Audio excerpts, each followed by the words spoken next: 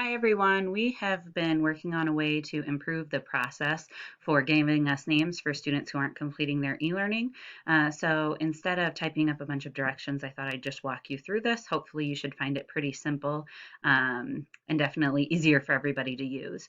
The first thing when you go into our new document, you'll notice it's a spreadsheet and it has tabs for every grade level. So if you tap along the bottom, you can see 6th grade, 7th grade, and 8th grade.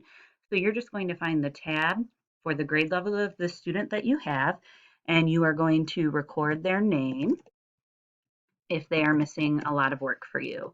And then you're going to go to the period you have them. So if I have this student third period, I would type my name in that box, and then I would consider how much work they're missing for me. So if they're missing most of the work, but not all, I would say that's a pretty moderate situation, so I would turn the box yellow. If they are missing all of the work for me, I'm going to make that box red. And then when I contact home, I would just make a note here saying something like no work submitted, contacted home on 3/26.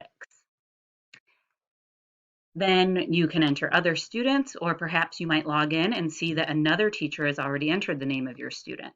In that case, you would right next to this, you might say, oh, that student is also missing work for me, and they are missing everything, so you would turn that red.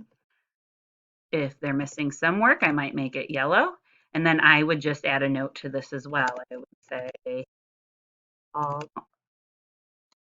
home on 26.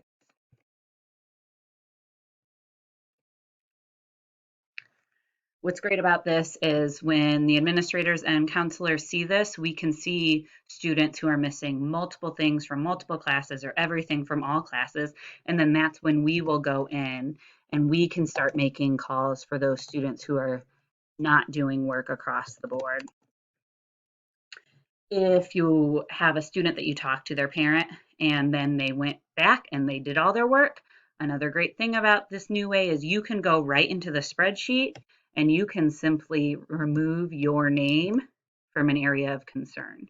No need to send us an email anymore. So we're really hoping this saves you time and streamlines the process. So thanks for all your feedback. It really helped us improve the process.